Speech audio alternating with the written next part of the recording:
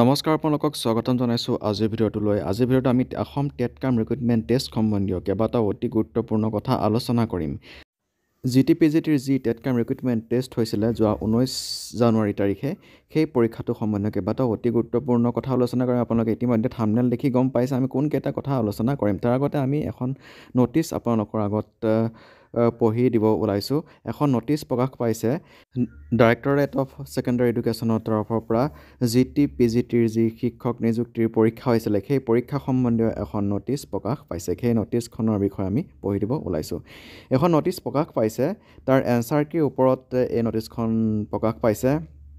আপোনালোকৰ যি এই পৰীক্ষা দিলে আপোনালোকে টেট কাম ৰিক্ৰুইটমেণ্ট টেষ্টৰ, সেই টেট কাম ৰিক্ৰুইটমেণ্ট টেষ্টৰ যি এই soft copy of OMR answer sheet, সেইখিনি আপোনালোকে অহা 3 ফেব্ৰুৱাৰী তাৰিখৰ পুৱা 11:30 বজাৰ পৰা 20 ফেব্ৰুৱাৰী পৰ্যন্ত আপোনালোকে ডাউনলোড কৰিব পাৰিব। আৰু 50 টকা পে'মেণ্ট কৰি পেলাই আপোনালোকে এই আপোনালোকৰ যিখন OMR শ্বীট, সেই OMR শ্বীটখন আপোনালোকে ডাউনলোড কৰিব পাৰিব। তাৰ ছফ্ট কপিখন আপোনালোকে ডাউনলোড কৰিব পাৰিব। আৰু আপোনালোকৰ যি এই এনচাৰ কি, আপোনালোকৰ এনচাৰখিনি শুদ্ধ হৈছে নে নাই হোৱা, সেইখিনি আপোনালোকে যি এনচাৰ কি প্ৰকাশ পাব, অফিচিয়েল এনচাৰ কি প্ৰকাশ পাব, তাৰ পৰা আপোনালোকে চাই ল'ব পাৰিব। আৰু অফিচিয়েল এনচাৰ কি প্ৰকাশ পাব অহা 4 ফেব্ৰুৱাৰী তাৰিখে পুৱা 11:30 বজাত। অহা 4 ফেব্ৰুৱাৰীৰ পৰা অহা 20 ফেব্ৰুৱাৰী পৰ্যন্ত আপোনালোকে সেই অফিচিয়েল এনচাৰ কি প্ৰতিটো প্ৰশ্নৰ বিপৰীতে আপোনালোকে এনচাৰ কি চেলেঞ্জ কৰিব পাৰিব। আপোনালোকে চেলেঞ্জ কৰি যদি আপোনালোকৰ এনচাৰটো যদি ভেলিড হয়, সেইখিনি আপোনালোকৰ যি এক্সপাৰ্ট কমিটি, টেটৰ যি এক্সপাৰ্ট কমিটি, সেই এক্সপাৰ্ট কমিটিয়ে সেইখিনি তাৰ এনচাৰ কিখিনি চালি জাৰি চাব। আপোনালোকৰ এনচাৰটো যদি ভেলিড হয়, তেতিয়া আপোনালোকে তাৰ বিপৰীতে সেই 500 টকাটো আপোনালোকে ঘূৰাই পাব। আৰু আপোনালোকে যি ইউজাৰ নেম, এপ্লিকেশ্যন ID আৰু পাছৱৰ্ড দি আপোনালোকে সেইখিনি লগ ইন কৰি আপোনালোকে এইখিনি কাম কৰিব পাৰিব। এইখন অতি গুৰুত্বপূৰ্ণ ন'টিছ টেট কাম ৰিক্ৰুইটমেণ্ট টেষ্ট সম্বন্ধীয়। আপোনালোকে যদি আপোনালোকৰ এনচাৰ কি চেক কৰিব বিচাৰে বা যদি চেলেঞ্জ কৰিব বিচাৰে, আপোনালোকে এইকেইটা ডেটত আপোনালোকে কৰিব পাৰিব। এতিয়া আহিছোঁ আমি আজিৰ ভিডিঅ'টোৰ মূল কথাটোলৈ। আমি থাম্বনেইলতে দিছিলোঁ GTPGT টেট কাম ৰিক্ৰুইটমেণ্ট টেষ্টৰ যি cut off, expected cut off কেনেকুৱা ধৰণৰ হ'ব পাৰে, আৰু হৈ গৈছিলে যে যিটো 2019 বৰ্ষত হৈ যোৱা যিটো হাইস্কুল টেটৰ পৰীক্ষা, সেই পৰীক্ষাটোত কেনেকুৱা কাট অফ গৈছিলে, সেইখিনি কথাও আমি এই ভিডিঅ'টোত আলোচনা কৰিম। আমি গোটেইখিনি কথা আগৰ টেটৰ নম্বৰ আৰু যিসকল কেণ্ডিডেটে এই পৰীক্ষাটো দিছিলে, পৰীক্ষা দুটা দিছিলে, তেওঁলোকৰ লগত আমি কথা পাতি পোৱা যিখিনি তেওঁলোকৰ মতামত, তাৰ ওপৰত ভিত্তি কৰি আমি এই ভিডিঅ'টো বনাবলৈ ওলাইছোঁ। আমি বহুত দিনৰ পৰা আমি আপোনালোকৰ আগত ভিডিঅ' দিব পৰা নাছিলোঁ, আৰু তাৰ বাবে আমি দুখিত। আমাৰ কিছুমান টেকনিকেল অসুবিধাৰ কাৰণে আপোনালোকৰ বাবে ভিডিঅ'সমূহ লৈ আহিব পৰা নাছিলোঁ। আজি আপোনালোকৰ বাবে এই ভিডিঅ'টো লৈ আহিছোঁ, এক্সপেক্টেড কাট অফৰ এটা ভিডিঅ' লৈ আহিছোঁ। ইতিমধ্যে আমিও 2019 বৰ্ষৰ যিটো হাইস্কুল টেটৰ পৰীক্ষা, সেই পৰীক্ষাটো দিছিলোঁ। আমাৰ চেনেলৰ লগত জড়িত থকা যিসকল প্ৰাৰ্থী, যিসকল লোক, তেওঁলোকৰ এই টেটৰ লগতে জড়িত, তেওঁলোকৰ এই পৰীক্ষাসমূহ দিছিলে। তেওঁলোকৰ অভিজ্ঞতাৰ লগতে মোৰ নিজৰ অভিজ্ঞতা আৰু যিখিনি কেণ্ডিডেট ইতিমধ্যে এই পৰীক্ষাসমূহ দিছে, সেই কেণ্ডিডেটৰ লগত আমি বিভিন্ন ধৰণে কথা বতৰা পাতি আমি এই কাট অফৰ এনালাইচিছটো উলিয়াই আনিছোঁ। আৰু লগতে আমি আমাৰ চেনেলত এটা পল দিছিলোঁ, সেই পলৰ ওপৰত ভিত্তি কৰি আপোনালোকক এই কথাখিনি আজি ক'বলৈ ওলাইছোঁ। আমি এই ভিডিঅ'টোৰ পৰা আপোনালোকক জাষ্ট এটা ধাৰণাহে দিব ওলাইছোঁ, বিশেষকৈ যিসকল নতুন প্ৰাৰ্থী তেওঁলোকৰ বাবে এটা ধাৰণা দিব ওলাইছোঁ। আমি যিটো পল দিছিলোঁ, সেই পলটোত আমি এনেকুৱা ধৰণৰ দেখা পোৱা গৈছিলে, বিল' 45 15% ইয়াত ভোটিং কৰিছে। যিটো গ্ৰেজুৱেট টিচাৰৰ যিটো পল,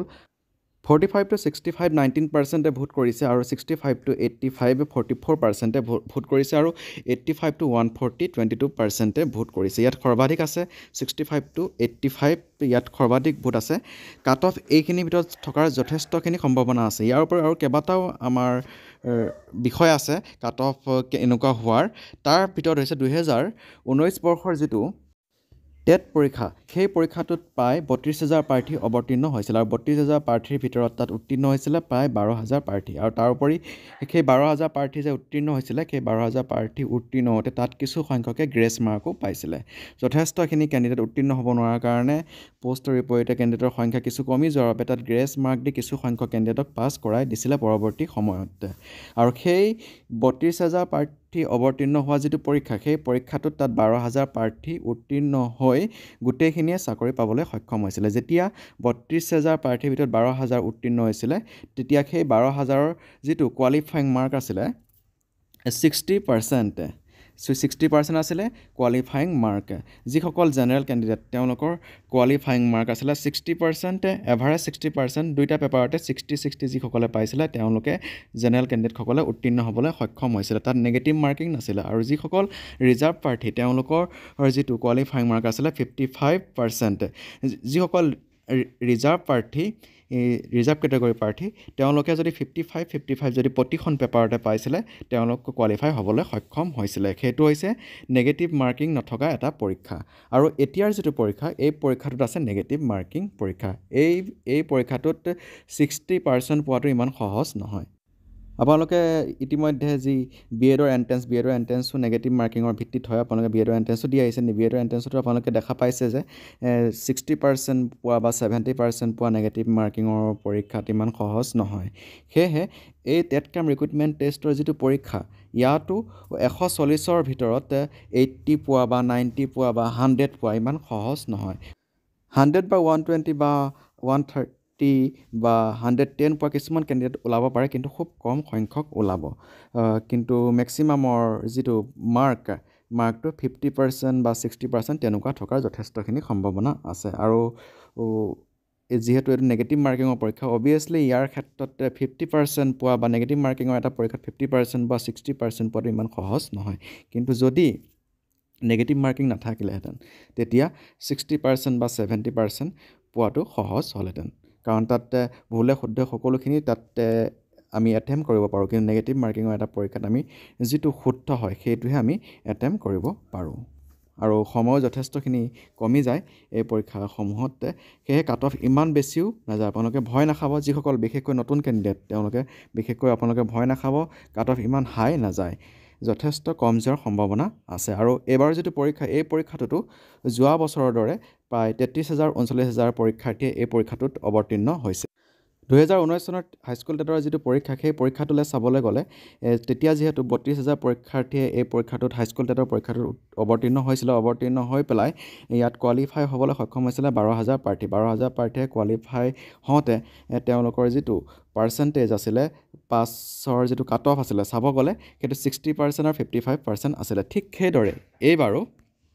তেনেকুৱা নহয় তাতকৈ কমিবই তেতিয়া যদি নেগেটিভ মাৰ্কিং নাথাকোঁতে যদি 60% আনৰিজাৰ্ভৰ বাবে যদি কোৱালিফাইং মাৰ্ক হয় এতিয়া নেগেটিভ মাৰ্ক আছে থাকোঁতে আনৰিজাৰ্ভৰ কাৰণে কোৱালিফাইং মাৰ্ক কিমান হ'ব আপোনালোকে নিজে এটা আইডিয়া ল'ব পাৰিব এটা নিজে অনুমান কৰিব পাৰিব এতিয়াও পায় তেতিয়াৰ দৰে 32,000 আৰু 39,000 কেণ্ডিডেটেই এতিয়া এই পৰীক্ষাটোত অৱতীৰ্ণ হৈছে প্ৰায় সমানে বুলি ক'ব পাৰি যিহেতু ইয়াতে কিছুমান এনেকুৱা প্ৰাৰ্থীও আছে যিসকলে অকল পৰীক্ষাটো দিবলৈ এপ্লাই কৰিছে তেওঁলোকে জাষ্ট পৰীক্ষাটো দিব যিসকলৰ বি এড কমপ্লিট হোৱা নাই যিসকলে মাষ্টাৰ ডিগ্ৰী কমপ্লিট হোৱা নাই তেনেকুৱা কিছুমান প্ৰাৰ্থীও কিন্তু এই পৰীক্ষাটোত অৱতীৰ্ণ হৈছে বা এই পৰীক্ষাটো দিবৰ বাবে আবেদন কৰিছিলে সেয়েহে চাবলৈ গ'লে এইবাৰ যিটো টেটকাম ৰিক্ৰুইটমেণ্ট টেষ্ট GT-PGT যিটো পৰীক্ষা এই পৰীক্ষাটোতো পায় যিখিনি একুৰেট কেণ্ডিডেট যিখিনি কোৱালিফাইং কেণ্ডিডেট বি এড বা মাষ্টাৰ ডিগ্ৰী ফুলফিল থকা গোটেইখিনি এলিজিবিলিটি ক্ৰাইটেৰিয়া ফুলফিল থকা কেণ্ডিডেট চাবলৈ গ'লে 30-35,000 হ'ব তাতকৈ বেছি নহয় প্ৰায় 19 বৰ্ষৰ যিটো পৰীক্ষা সেই পৰীক্ষাটোৰ দৰেই হ'ব ঠিক সেইদৰে চাবলৈ গ'লে কম্পেৰেটিভলি চাবলৈ গ'লে সেই পৰীক্ষাটোৰ দৰেই হোৱাৰ যথেষ্টখিনি সম্ভাৱনা আছে আমি যিটো পোল দিছিলোঁ সেই পোলটোত PGTৰ ক্ষেত্ৰত এনেকুৱা ধৰণৰ হৈছে বিল' 45 9% ভোট দিছে 45 to 65 22% ভোট দিছে আৰু 65 to 90 41% ভোট দিছে আৰু 90 to 140 28% ভোট দিছে এই পোলটোতো প্ৰায় 65 to 90ত বেছি দেখা পোৱা গৈছে আৰু চাবলৈ গ'লে কাট অফ 65 to 90 ভিতৰত থকাৰ যথেষ্টখিনি সম্ভাৱনা আছে তুলনামূলকভাৱে যিটো PGT টেটকাম ৰিক্ৰুইটমেণ্ট টেষ্টৰ যিটো কাট অফ সেই কাট অফটো যথেষ্ট হাই হোৱাৰ সম্ভাৱনা আছে কিন্তু GTৰ ক্ষেত্ৰত কাট অফ যথেষ্টখিনি কমিব আমি এই গোটেইখিনি কথা চালি জাৰি চাই আমাৰ তৰফৰ পৰা এটা কাট অফৰ লিষ্ট উলিয়াবলৈ চেষ্টা কৰিছোঁ আমাৰ তৰফৰ পৰা সেইটো আহকচোন আপোনালোকে অকণমান শুনি লওক GTৰ ক্ষেত্ৰত যিসকল জেনেৰেল কেণ্ডিডেট তেওঁলোকৰ কাট অফ 65 পৰ্যন্ত নমাৰ যথেষ্টখিনি সম্ভাৱনা আছে গ্ৰেজুৱেট টিচাৰৰ ক্ষেত্ৰত 65 to 75 পৰ্যন্ত কাট অফ থকাৰ যথেষ্টখিনি সম্ভাৱনা আছে প্ৰভিন্সিয়েলাইজ স্কুলৰ ক্ষেত্ৰত 65 to 75 যিসকলে বেছি মাৰ্ক পাব তেওঁলোকে গভৰ্ণমেণ্ট স্কুলত চাকৰি পাবলৈ সক্ষম হ'ব যিসকলে তুলনামূলকভাৱে কম মাৰ্কৰ তেওঁলোকে প্ৰভিঞ্চিয়েলাইজ স্কুলত চাকৰি পাবলৈ সক্ষম হ'ব আৰু OBCৰ ক্ষেত্ৰত 60 পৰ্যন্ত কাট অফ নমাৰ যথেষ্টখিনি সম্ভাৱনা আছে গ্ৰেজুৱেট টিচাৰৰ ক্ষেত্ৰত প্ৰভিঞ্চিয়েলাইজ স্কুলৰ ক্ষেত্ৰত 60 to 66 পৰ্যন্ত কাট অফ থাকিব পাৰে আৰু SCৰ ক্ষেত্ৰত 56 পৰ্যন্ত 55-56 পৰ্যন্ত কাট অফ নমাৰ যথেষ্টখিনি সম্ভাৱনা আছে 56 to 62 পৰ্যন্ত কাট অফ থাকিব পাৰে SCৰ ক্ষেত্ৰত আৰু ST প্লেনৰ ক্ষেত্ৰত 54 পৰ্যন্ত কাট অফ নমাৰ যথেষ্টখিনি সম্ভাৱনা আছে 54 to 60ৰ ভিতৰত কাট অফ থকাৰ যথেষ্টখিনি সম্ভাৱনা আছে ST প্লেনৰ ক্ষেত্ৰত ST হিলৰ ক্ষেত্ৰত 45 পৰ্যন্ত কাট অফ নামিব পাৰে 45 to 50 পৰ্যন্ত কাট অফ থকাৰ যথেষ্টখিনি সম্ভাৱনা আছে ক্ষেত্ৰত এবাৰ নতুনকৈ সংযোজন কৰা হৈছে টি টাইপটো টি টাইপৰ ক্ষেত্ৰতো কাট অফ যথেষ্ট কম যোৱাৰ সম্ভাৱনা আছে টি টাইপৰ ক্ষেত্ৰতো 45 পৰ্যন্ত কাট অফ নমাৰ যথেষ্টখিনি সম্ভাৱনা আছে নেক্সট আহিলে PWDৰ ক্ষেত্ৰতো 45 পৰ্যন্ত কাট অফ নমাৰ যথেষ্টখিনি সম্ভাৱনা আছে এতিয়া আহিছোঁ আমি PGTৰ যি এক্সপেক্টেড কাট অফ PGTৰ ক্ষেত্ৰত কেনেকুৱা কাট অফ যাব পাৰে তাৰ এটা আমি ধাৰণা দিব ওলাইছোঁ PGTৰ ক্ষেত্ৰত জেনেৰেলৰ 80 পৰ্যন্ত কাট অফ যাব পাৰে 80ৰ তলত অহাৰ বিশেষ সম্ভাৱনা দেখা নাই PGTৰ ক্ষেত্ৰত জেনেৰেলৰ ক্ষেত্ৰত আৰু OBCৰ ক্ষেত্ৰত 70 পৰ্যন্ত কাট অফ নামিব পাৰে আৰু SCৰ ক্ষেত্ৰত 65 পৰ্যন্ত কাট অফ নমাৰ সম্ভাৱনা আছে আৰু ST প্লেনৰ ক্ষেত্ৰত 60 পৰ্যন্ত কাট অফ নমাৰ সম্ভাৱনা আছে আৰু ST হিলৰ ক্ষেত্ৰত 57 পৰ্যন্ত কাট অফ নমাৰ যথেষ্টখিনি সম্ভাৱনা আছে আৰু টি টাইপৰ ক্ষেত্ৰত 55 পৰ্যন্ত নামিব পাৰে নেক্সট আহিলে PWDৰ ক্ষেত্ৰত 55 পৰ্যন্ত কাট অফ নমাৰ যথেষ্টখিনি সম্ভাৱনা আছে বিশেষকৈ PGTৰ ক্ষেত্ৰত কাট অফ যথেষ্ট যোৱাৰ সম্ভাৱনা আছে ইয়াত কম্পিটিশ্যন কিছু হাই হোৱাৰ সম্ভাৱনা আছে কিয়নো ইয়াত পোষ্টটো কম আছে কিছুমান ছাবজেক্টত পোষ্ট যথেষ্ট কম আছে কিছুমান ছাবজেক্টৰ ক্ষেত্ৰত মানে কিছু কাট অফ কমিব কিন্তু ইমানো নকমিব আমি যিখিনি দিবলৈ ট্ৰাই কৰিছোঁ তেনেকুৱা কাট অফ যোৱাৰ যথেষ্টখিনি সম্ভাৱনা আছে আমি বিভিন্ন ধৰণে চালি জাৰি চাই এই কাট অফৰ ভিডিঅ'টো উলিয়াইছোঁ আপোনালোকৰ বাবে আৰু একুৰেট আমাৰ নিচিনাই যে হ'ব তাৰ কোনো কথা নাই আমি জাষ্ট এটা আপোনালোকক ধাৰণা দিবলৈহে ওলাইছোঁ এনেকুৱা যোৱাৰ যথেষ্টখিনি সম্ভাৱনা আছে আমাৰ যিখিনি অভিজ্ঞতা আমি বিভিন্ন ধৰণৰ কেণ্ডিডেটৰ লগত যিখিনি কথা পাতি যিখিনি তেওঁলোকৰ পৰা মতামত লাভ কৰিছোঁ লগতে হৈ যোৱা যিখিনি টেট পৰীক্ষা তাৰ ওপৰত ভিত্তি কৰি আমি এই কাট অফৰ ভিডিঅ'টো আপোনালোকৰ বাবে দিবলৈ চেষ্টা কৰিছোঁ এয়া আছিল আজিৰ ভিডিঅ'টোৰ কিছু কথা যদি আপোনালোকৰ আমাৰ ভিডিঅ'সমূহ ভাল লাগে আজি আমাৰ চেনেলটো ছাবস্ক্ৰাইব কৰি ল'ব নাপাহৰিব আজিলৈ ভিডিঅ'টো ইমানতে সামৰণি মাৰিছোঁ ধন্যবাদ